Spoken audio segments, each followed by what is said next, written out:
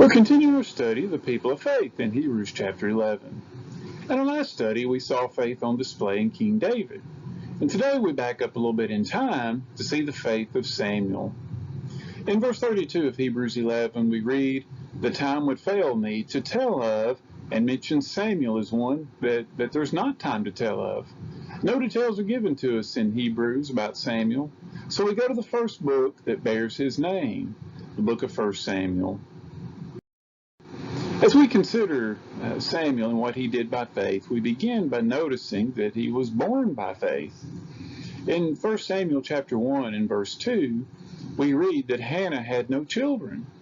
And we see her state of mind over this beginning in verse 6, when it said her rival also provoked her severely to make her miserable because the Lord had closed her womb. So it was year by year when she went up to the house of the Lord that she provoked her. Therefore she wept and did not eat. We continue in verse 10 and see that she was in distress of soul and prayed to the Lord and wept in anguish. In verse 11, we see where she prayed for a male child. Now we'll come back and consider this more in a moment. But we see in verse 15 and 16 that when Eli the priest questioned her, she said in response to him, "I'm a woman of sorrowful spirit. I've poured out my soul before the Lord. Out of the abundance of my complaint and grief I've spoken until now." So we see the state of Hannah, Samuel's mother, before he was born. But then notice what Eli said to her in verse 17. "Go in peace, and the God of Israel grant your petition which you have asked of him."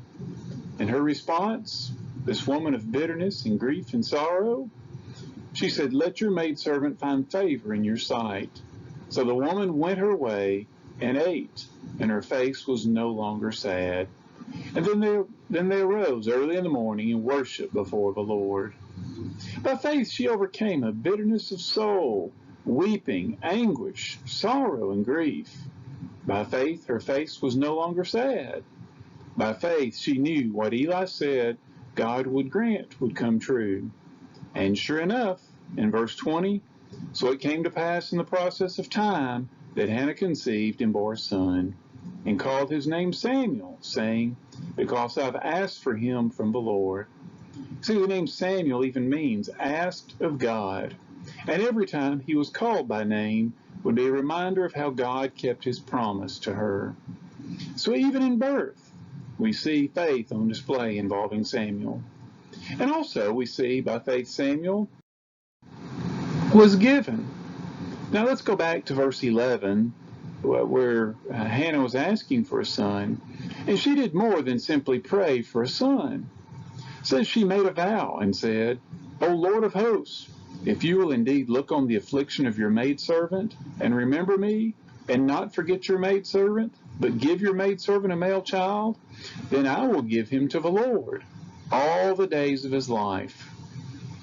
Well, after Samuel was given in birth, we see in verse 22 what she told her husband about going to offer to the Lord the annual sacrifice. She said, "Not until the child is weaned. Then I will take him, that he may appear before the Lord and remain there forever." And then we see the time finally came when she would take the child to the Lord. We continue in verses 24 through 28. "Now when she had weaned him, she took him up with her, with 3 bulls, 1 ephah of flour, and a skin of wine, and brought him to the house of the Lord in Shiloh. And the child was young. Then they slaughtered a bull, and brought the child to Eli. And she said, 'O my Lord, as your soul lives, my Lord, I am the woman who stood by you here, praying to the Lord. For this child I prayed, and the Lord has granted me my petition which I asked of him. Therefore I also have lent him to the Lord.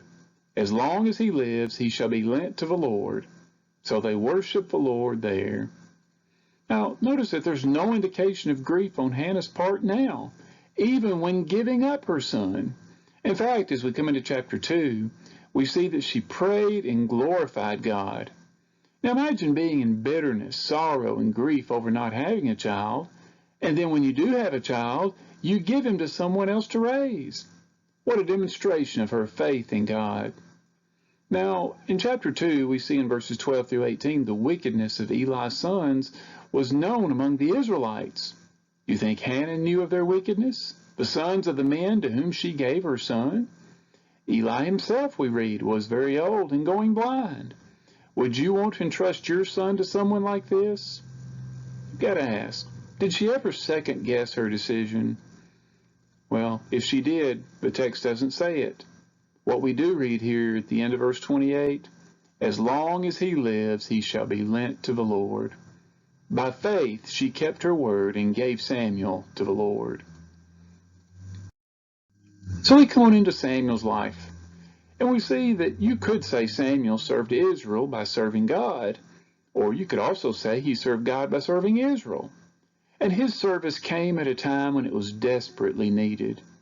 In chapter 3, in verse 1, we read that the word of the Lord was rare in those days. There was no widespread revelation. We saw back in chapter 2 that because of the wickedness of Eli's sons, when sacrifices were offered, that men abhorred the offering of the Lord. So we see that his service to God begins at an early age at a time when it was needed.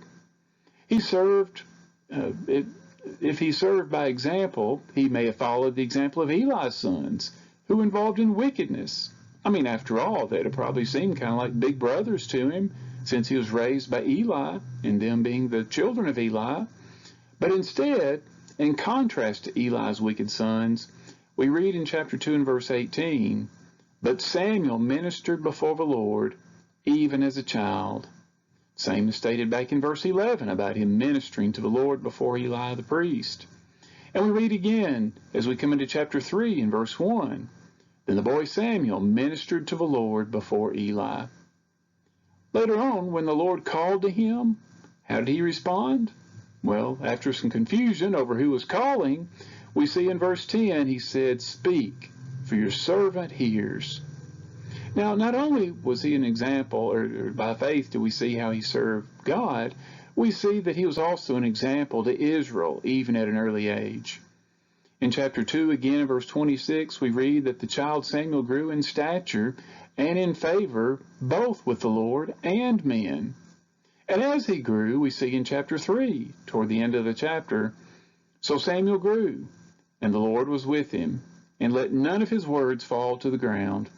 And all Israel, from Dan to Beersheba, knew that Samuel had been established as a prophet of the Lord. Israel needed to have faith in a prophet and know a prophet, because they sure went through some dark days themselves.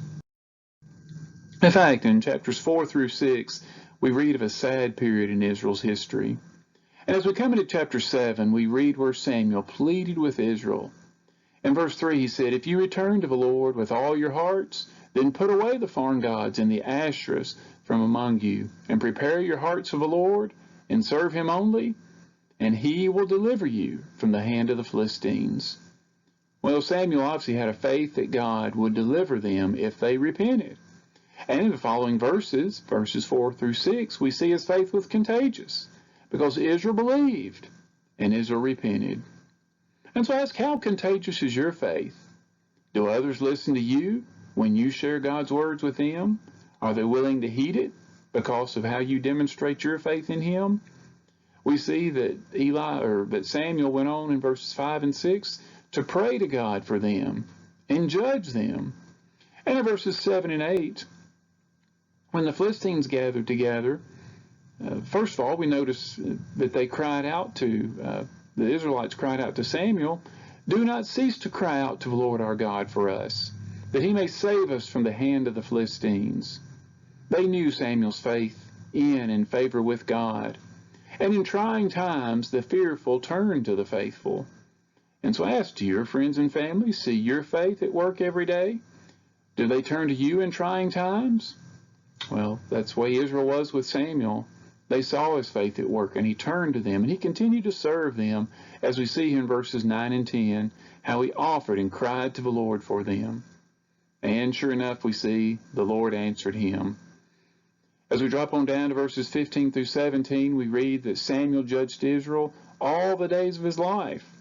He went from year to year on a circuit of Bethel, Gilgal, and Mizpah.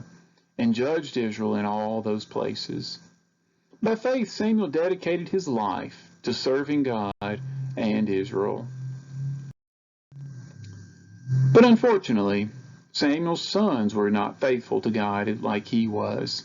As we come to chapter 8, we read about the unfaithfulness of his sons. And we see in the following verses how the people reward Samuel for all his years of service to them by saying in verses 4 and 5 of chapter 8, "Look, you're old, and your sons do not walk in your way. Now make us a king to judge us like all the nations."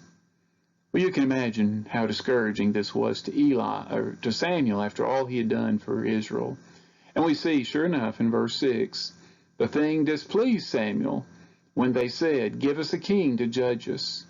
So Samuel prayed to the Lord. You see, men of faith, when they're troubled by something, they turn to the Lord. And that's what Samuel did.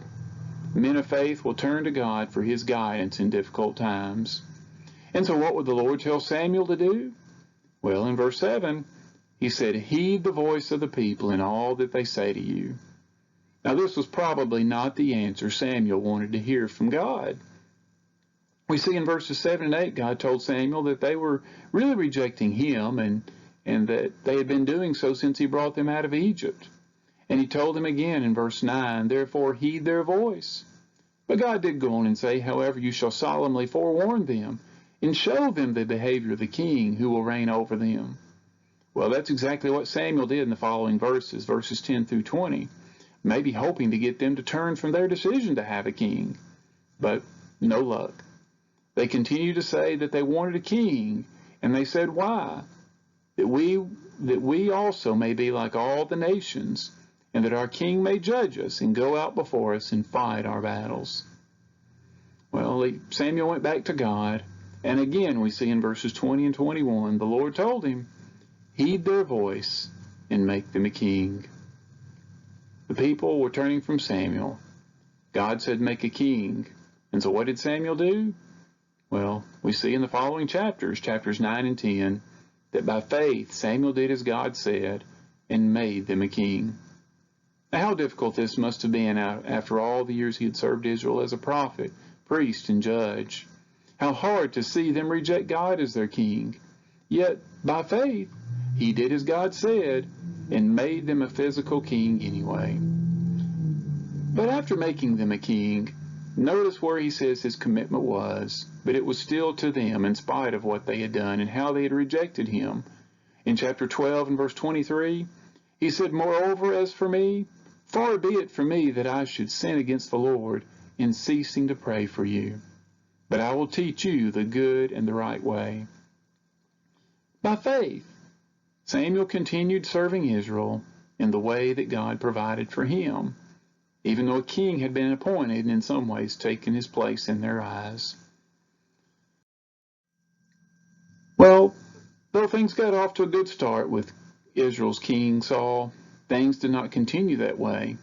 And that's when we see another display of faith of Samuel, when he anointed another king. On numerous occasions, King Saul sinned against God. In chapter 15 and verse 35, after Saul's sin involving the Amalekites, says Samuel went no more to see Saul until the day of his death. Nevertheless, Samuel mourned for Saul, and the Lord regretted that he had made Saul king over Israel. In fact, in chapter 16, we see in verse 1, the Lord told Samuel it was time to anoint another king. And how did Samuel respond to the news that God wanted to anoint another king? Well, in verse 2, he stated what would be a reasonable concern. He said, "How can I go? If Saul hears it, he will kill me." Now, surely you can understand this. One man's king, and you're going to be involved in appointing another king, so he'll lose his position? I would say that is a reasonable concern. But the Lord assured Samuel that he would be with him and tell him exactly what to do. And so what did Samuel do in spite of the fact that he feared for his life? Well, he put his faith in God. So Samuel did what the Lord said and went. By faith, Samuel obeyed God, even though he knew doing so put his life on the line. By faith, he trusted God's plan. And once there, notice what happened. In verse 6, Samuel looked at Eliab and said, "Surely the Lord's anointed is before him." Thought he surely had found the one that God wanted to be the king. But notice the famous response of the Lord to Samuel on this occasion. In verse 7, the Lord said, "Do not look at his appearance, or at the height of his stature, because I have refused him. For the Lord does not see as man sees.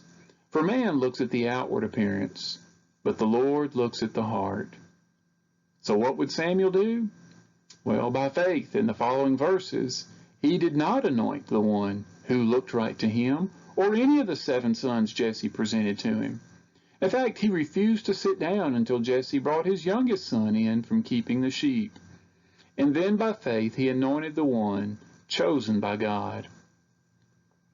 In 2 Corinthians chapter 5 and verse 7, we read that we walk by faith, not by sight. And Samuel serves as an example to us of one who walked by faith and not by sight.